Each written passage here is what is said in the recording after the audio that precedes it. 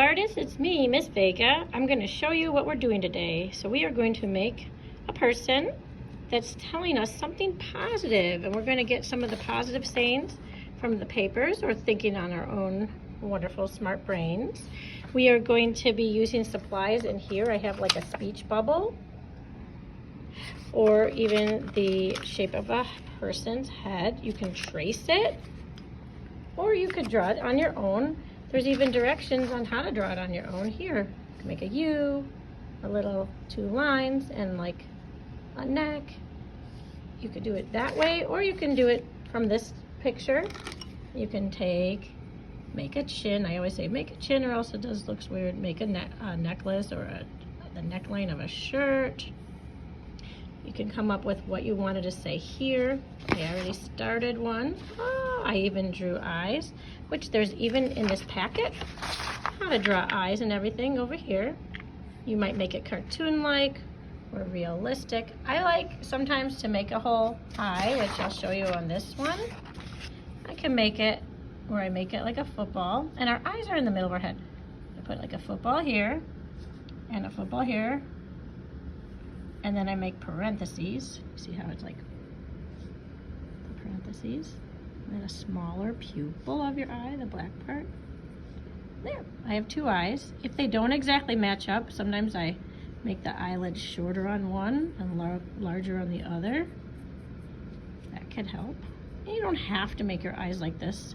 I used to practice a lot of cartoons, and I would just make a dot and parentheses. Or you can even do this. It's going to move again. I might even have glasses on. So we're going to use a pencil first. If you draw it light till you get it right, that's okay. And then you can erase it if it's bad. I'm making 2 rainbows for eyebrows, a little rainbow for a nose, a banana for a mouth, and there. I have a face, maybe some ears. Those are like parentheses again, or the letter C, backward C. And then hair. You might look on here for ideas for hair. There's ponytails, pom-pom kind of hair, curly short hair, straight short hair, straight long hair, all these different ideas.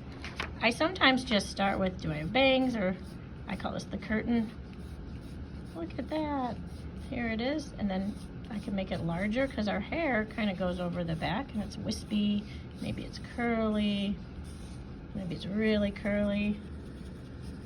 That's up to you, how you do it. And then after we have everything and we write what we wanted to write, I'm going to the 3rd page, we're going to outline it in Sharpie so we can see it really nice. And then I like using crayons, because if I was to use crayons and color, it can look kind of like a tie-dye if I just kind of go light and mix the one color that I use. Like I did yellow around the person, and then I did green next to it, and it kind of overlaps and makes a new color, like yellow-green or bluish-green, bluish-purple.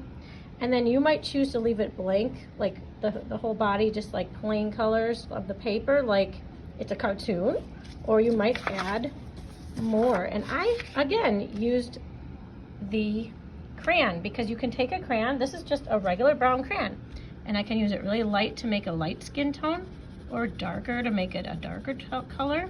Even for the eyes and the hair, it was the same crayon. It's just I used it like very lightly or dark. And when you're finished, make sure that you have your name on it, and then we're going to keep them on the table on the line, you know, the little sticker line on the table. And we have our speech bubbles and tracer heads back in the box with the pencil. And I don't even mind if you put the marker, the Sharpies, back in that box, because I'll figure out what to do with them. And then the crayons go in a tinier box. Thank you so much. I can't wait to see what you make.